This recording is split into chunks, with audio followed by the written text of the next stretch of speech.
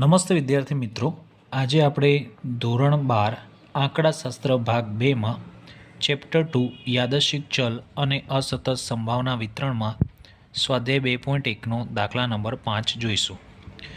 એક યાદચ્છિક ચલ xનું સંભાવના વિતરણ px છે, જ્યાં ચલ x એ x1 બરાબર -2, x2 બરાબર -1, x3 બરાબર 1 અને x4 બરાબર 2 આપેલ છે.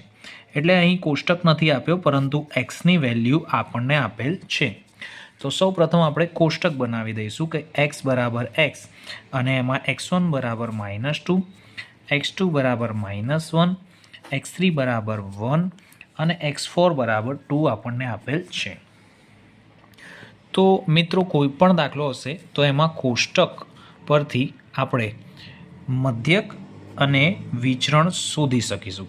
જે આ દાખલામાં પણ મધ્યક અને વિચરણ શોધવાનું છે, એવા કોઈ પણ દાખલામાં આ ચેપ્ટરનો કોઈ પણ દાખલો હશે તો એમાં કોષ્ટક બનાવવો ખૂબ જ અગત્યનો છે, જેમાં એક લાઈન પહેલી હશે x અને બીજી લાઈન હશે px. હવે ધારણ કરી શકે છે તથા જો ફોર p of x1 બરાબર 2 p of x2 બરાબર 3 p of x4 બરાબર 4 p of x4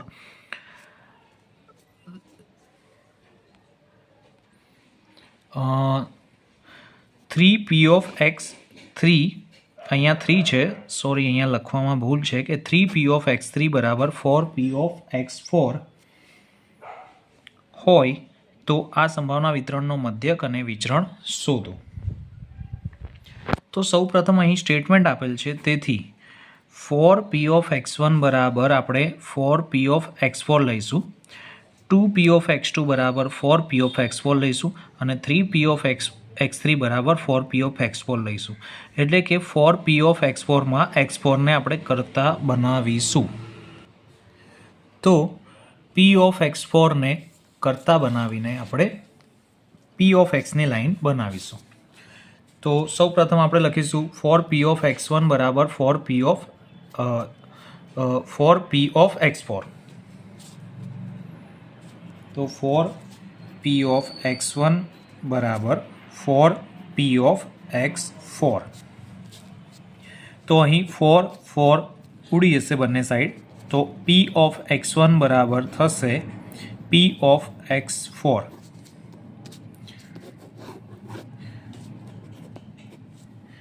ત્યારબાદ આ આપણો કોષ્ટક છે એ આપણે અલગ રાખીશું.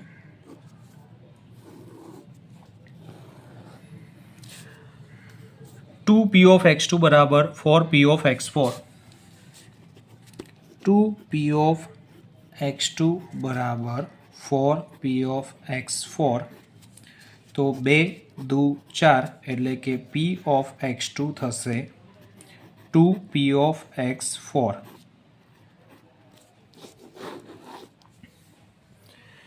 ત્યારબાદ 3 p of x3 બરાબર 4 p of x4. 3 p of x3 બરાબર 4 p of x4. હવે આ 3 ગુણાકારમાં છે તો ત્યાં જશે તો ભાગાકારમાં જશે, તો p of x3 બરાબર 4/3 p of x4. હવે તો આની કમ્પેરિઝન આની જોડે, આની જોડે અને આની જોડે આપણે કર્યા પછી આ ત્રણ કિંમતો આપણને મળે છે. હવે આપણને ખબર છે કે જ્યારે યાદચ્છિક ચલ xનું સંભાવના વિતરણ આપેલ હોય ત્યારે pxનો સરવાળો 1 થાય છે. તેથી આપણે લખીશું કે p of x1 વત્તા p of x2 વત્તા p of x3 વત્તા p of x4 બરાબર 1 થશે. હવે p of x1 જેની કિંમત આપણે શોધી છે કે p of x1 થશે p of x4. તો આપણે લખીશું p of x4. હવે p of x2, તો p of x2 ની કિંમત આપણે શોધી છે 2p of x4. તો આપણે લખીશું 2p of x4 plus p of x3 જેની કિંમત આપણે શોધી છે કે p of x3 બરાબર 4/3 p of x4. તો આપણે લખીશું 4/3 p of x4 અને p of x4 ની જગ્યાએ p of x4 જ લખી દઈશું ઇઝ ઇક્વલ ટુ 1. હવે લસા જોઈએ તો બધાની નીચે 3 લાવવા આપણે ટ્રાય કરીશું. તો અહીં છેદમાં છે 3 એટલે લસા થઈ જશે 3. હવે આની નીચે 3 નથી એટલે આનો 3નો ગુણાકાર ઉપર થશે એટલે કે 3p of x4 plus 2p of x4 ની નીચે પણ 3 નથી એટલે 3નો ગુણાકાર 2 જોડે થશે 3 દુ 6 p of x4 પ્લસ આની નીચે 3 છે તેથી આ જ લખી દઈશું 4p of x4 plus p of x4 equal to 1. હવે 6 ને 3 9, 10 11 12 13 ને 14.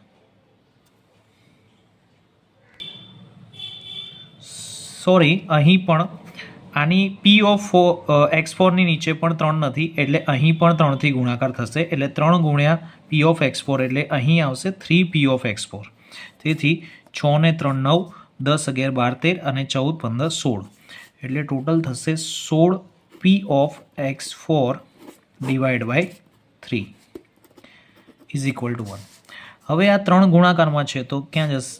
આ 3 ભાગાકારમાં છે તો ગુણાકારમાં જશે, ઇક્વલ ટુની પેલી બાજુ જશે તો 16p of x4 બરાબર 3.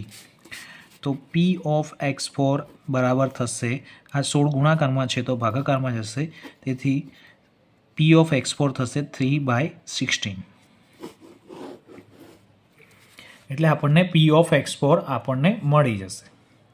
તો લસા લેતી વખતે આપણે મિત્રો ખાસ ધ્યાન રાખીશું કે જેની નીચે ડિવિઝનમાં 3 આપેલ છે તો 3 છે એમાં ગુણાકાર નથી કરવાનો, જ્યારે બાકીના બધા એટલે કે આમાં આમાં અને આમાં 3નો ગુણાકાર કરીશું અને કિંમતો લખીશું.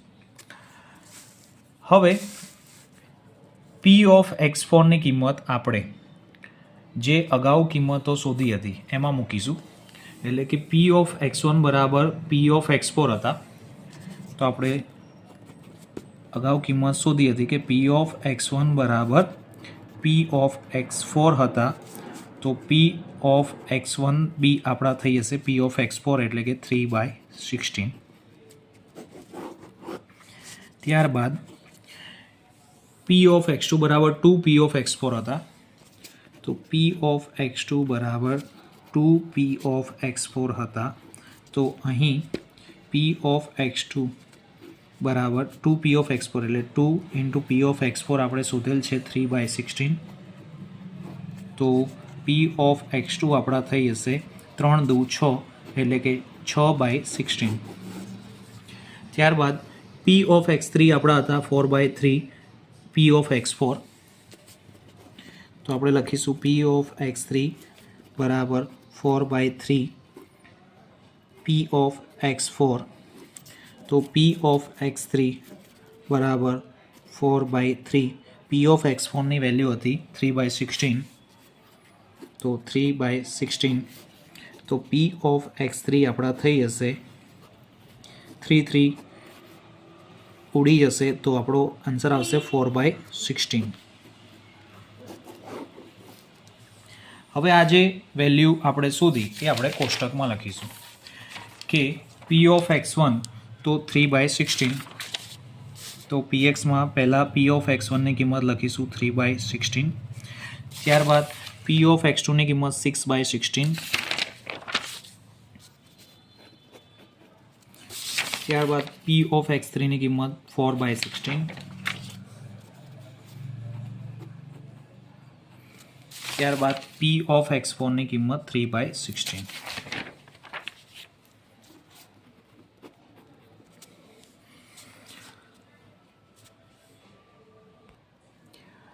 હવે આ બે લાઈન શોધ્યા પછી આપણને મધ્યક અને વિચરણ મળી જશે. તો આપણું સૂત્ર છે મધ્યકનું કે મધ્યક મ્યુ બરાબર સિગ્મા એક્સ ઇન્ટુ px એટલે કે x અને pxનો સરવાળો, ગુણાકાર કર્યા પછી તેનો સરવાળો. તો આપણે ત્રીજી લાઈન કોષ્ટકમાં બનાવીશું x ઇન્ટુ px. હવે x ઇન્ટુ px એટલે કે આ બે લાઈનનો ગુણાકાર. તો ડાયરેક્ટ ઉપર જ ગુણાકાર થશે તો 3 દુ 6 તો -6/16. ત્યારબાદ 6 એકા 6 એટલે -6/16. ત્યારબાદ 4 એકા 4 એટલે કે 4/16 અને ત્યારબાદ 3 દુ 6 એટલે કે 6/16. હવે બધાની નીચે 16 છે તેથી ડાયરેક્ટ જ આપણે સરવાળો બાદબાકી કરી શકીએ છીએ. તો અહીંયા જે પ્લસ વેલ્યુ છે કે 4 અને 6 ને 4 10 અને અહીંયા માઇનસ વેલ્યુ છે કે 6 અને 6 એટલે કે 12. તો માઇનસવાળી વેલ્યુ વધારે છે અને પ્લસવાળી વેલ્યુ ઓછી છે એટલે કે 6 ને 6 12 અને 6 ને 4 10. તો 12માંથી 10 જશે તો આન્સર આવશે 2, પરંતુ માઇનસવાળી વેલ્યુ વધારે છે તેથી -2/16. તો આપણો સિગ્મા x ઇન્ટુ px એટલે કે x ઇન્ટુ pxનો સરવાળો થશે -2/16. તો આપણે મધ્યકમાં લખીશું mu is equal to sigma x into px એટલે કે -2/16. અને હવે આનો છેદ ઉડાવી શકીએ છીએ આપણે કે 2 8 16 એટલે કે આપણો આન્સર આવશે -1/8. તો મ્યુ આપણો આવશે -1/8 એટલે કે મધ્યક આપણો આવશે -1/8. તો આ કોષ્ટકમાં પણ -2/16 એટલે કે 2 8 16 એટલે આપણો આન્સર આવશે -1/8. હવે આપણને અહીં પૂછ્યું છે કે વિચરણ પણ મેળવો. તો અહીં આપણે વિચરણનું સૂત્ર લખવું પડશે કે વિચરણ એટલે કે ડેલ્ટા સ્ક્વેર બરાબર Vx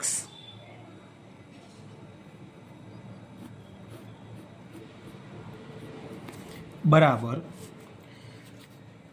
EX સ્ક્વેર માઇનસ કૌંસમાં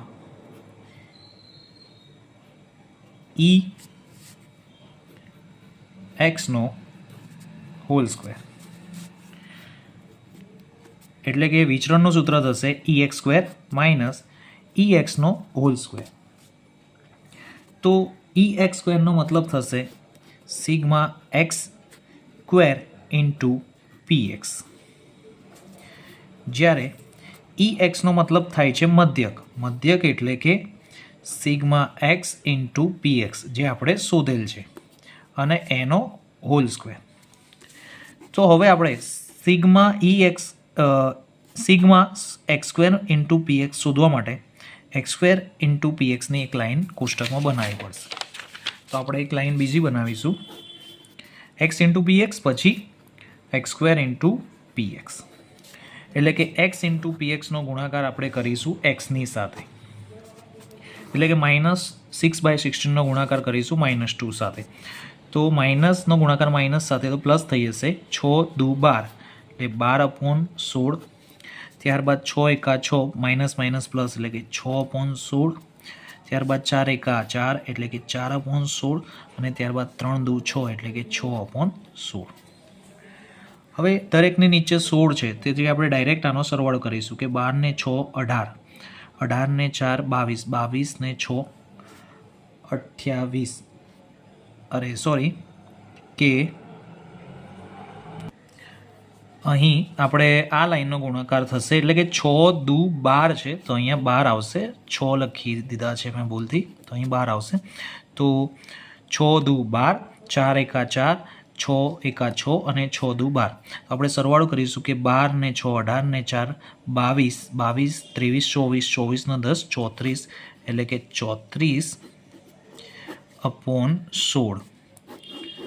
તો sigma x square into px થશે 34/16, જેની વેલ્યુ આપણે વિચરણના સૂત્રમાં લખીશું કે sigma x square into px એટલે કે 34/16 માઇનસ સિગ્મા x ઇન્ટુ pxનો હોલ સ્ક્વેર એટલે કે આપણે જે મધ્યક શોધ્યો એનો હોલ સ્ક્વેર એટલે કે 1/8 જે આપણો મધ્યક હતો એનો સ્ક્વેર.